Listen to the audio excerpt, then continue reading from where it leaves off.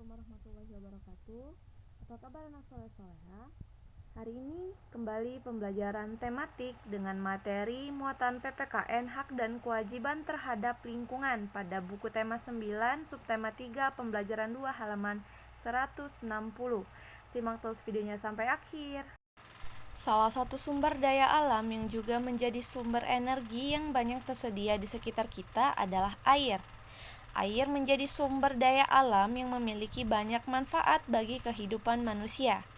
Ketersediaan air bersih menjadi sangat penting untuk menunjang berbagai kegiatan manusia dalam kehidupan sehari-hari. Hari Air Sedunia. Hari Air Sedunia diperingati setiap tanggal 22 Maret. Dengan adanya Hari Air Sedunia ini, kita diingatkan bahwa persediaan air bersih semakin berkurang, padahal jumlah penduduk semakin bertambah.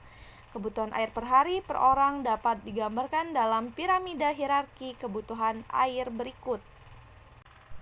Untuk minum 10 liter, untuk memasak 20 liter, untuk kebersihan diri 30 liter, untuk mencuci pakaian 40 liter, untuk membersihkan rumah 50 liter, untuk menumbuhkan bahan makanan untuk rumah tangga 60 liter, dan sanitasi 70 liter.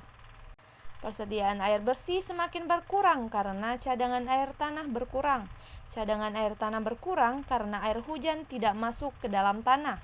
Sebaliknya, air hujan langsung mengalir ke parit, selokan, lalu ke sungai, dan terus ke laut.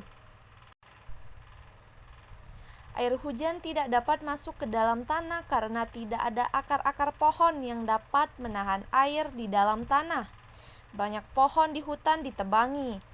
Lahan-lahan hijau berubah menjadi perumahan, perkantoran, dan kawasan industri.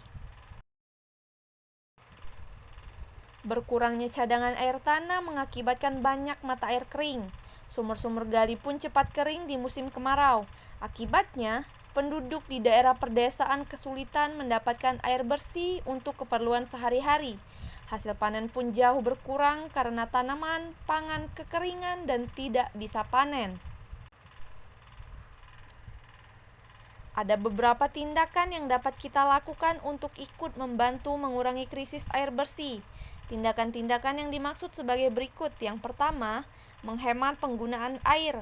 Kedua, membuat lubang resapan. Lubang resapan berguna untuk menampung air hujan supaya terserap ke dalam tanah. Ketiga, menanam pohon supaya akar-akar pohon dapat menahan air di dalam tanah.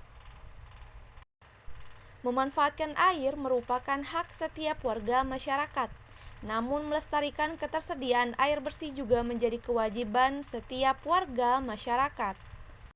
Contoh hak dan kewajiban warga masyarakat terhadap air bersih. Kewajiban yang pertama, mematikan air saat tidak dipakai. Kemudian menggunakan air seperlunya. Selanjutnya, tidak mencemari air dengan sampah dan bahan-bahan berbahaya. Keempat, merawat lingkungan yang menjadi tempat ketersediaan air. Kelima, membayar tagihan penggunaan air jika menggunakan layanan penyedia air bersih. Selanjutnya, hak terhadap ketersediaan air yang pertama, terpenuhinya kebutuhan air bersih untuk kebutuhan sehari-hari. Kedua, mendapatkan air bersih dengan harga terjangkau. Ketiga, mendapatkan air bersih yang bebas dari pencemaran air. Keempat, mendapatkan air bersih dari penyedia layanan air bersih. Selanjutnya, mendapatkan air bersih meski tidak mampu membayar. Selanjutnya, materi tentang pelaksanaan hak dan kewajiban. Aktivitas manusia sering memicu lahirnya bencana alam, misalnya terjadinya banjir, kebakaran hutan, atau krisis air bersih. Mengapa perilaku manusia dapat memicu terjadinya bencana alam? Perbuatan manusia yang tidak dapat bertanggung jawab terhadap alam justru akan merugikan manusia itu sendiri. Misalnya, hanya demi mengejar keuntungan melalui jual beli kayu, manusia menebangi hutan secara membabi buta.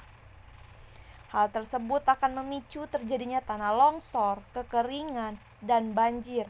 Pohon yang menjadi pelindung tanah, penyerap air, dan penyuplai udara bersih sudah tidak ada lagi.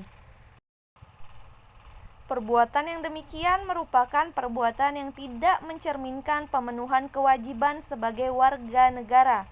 Perbuatan yang dilakukan oleh satu atau sekelompok orang, namun berdampak pada banyak orang dan berdampak pula pada keberlangsungan hidup manusia dan alam. Mengingat besarnya dampak yang ditimbulkan oleh perilaku masyarakat terhadap lingkungan, maka masyarakat harus secara sadar mengembangkan perilaku yang bertanggung jawab dalam memanfaatkan lingkungan alam. Bahkan masyarakat pun harus mau bersatu padu dan bahu-membahu menjaga kelestarian lingkungan alam. Misalnya, dengan bekerja bakti secara rutin membersihkan lingkungan, bergotong royong membangun sarana dan prasarana kebersihan, selain kelestarian alam tetap terjaga, dengan kegiatan tersebut menunjukkan adanya sikap persatuan dan kesatuan masyarakat. Berikut sikap persatuan dan kesatuan di sekolah. Yang pertama, menjenguk teman yang sedang sakit. Kedua, membersihkan lingkungan sekolah bersama-sama. Ketiga, saling menghormati teman yang berbeda agama ataupun suku. Keempat, menolong teman yang kesulitan memahami pelajaran. Kelima, ikut memberikan sumbangan untuk teman yang terkena musibah. Selanjutnya, contoh sikap persatuan dan kesatuan di rumah. Yang pertama, saling mencintai sesama anggota keluarga, saling menghargai antar anggota keluarga, adanya keterbukaan antar anggota keluarga, melakukan musyawarah jika ada masalah, dan terakhir mengakui keberadaan dan fungsi tiap-tiap anggota keluarga. Selanjutnya, contoh sikap persatuan dan kesatuan di masyarakat. Yang pertama, ikut kerja bakti atau gotong royong membersihkan lingkungan. Kedua, hidup rukun dengan semangat kekeluargaan dengan tetangga. Ketiga, menyelesaikan masalah yang ada dengan musyawarah mufakat. Keempat, bergaul sesama warga dengan tidak membedakan agama, suku, atau ras. Kelima, bersikap ramah kepada semua orang. Amatilah gambar berikut. Pada gambar pertama menunjukkan kegiatan menjenguk tetangga yang sedang sakit. Kegiatan tersebut mencerminkan sikap menjaga persatuan dan kesatuan. Pada gambar kedua, menunjukkan dua orang anak yang sedang bertengkar. Kegiatan tersebut tidak mencerminkan sikap persatuan dan kesatuan, justru akan memecah persatuan.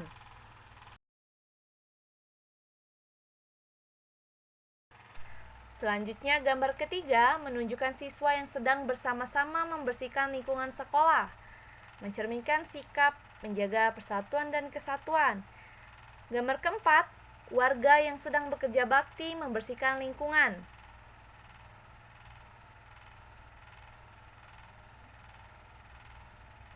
Selanjutnya, gambar kelima menunjukkan orang yang sedang menebang pohon secara sembarangan.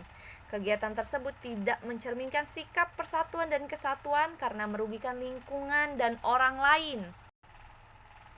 Yang dapat dilakukan dalam kerja bakti untuk usaha pelestarian lingkungan antara lain membersihkan selokan di tiap-tiap rumah, membersihkan sampah yang ada di lingkungan, melakukan penghijauan agar jalan di lingkungan menjadi asri, hijau, dan indah.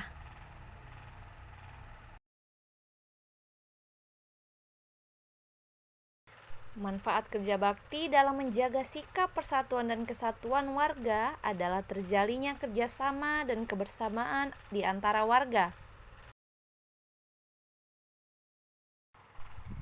Kerja bakti perlu dilakukan karena untuk menjaga persatuan dan kesatuan serta menjaga kelestarian lingkungan. Sekian dari Bunda, terima kasih. Wassalamualaikum warahmatullahi wabarakatuh.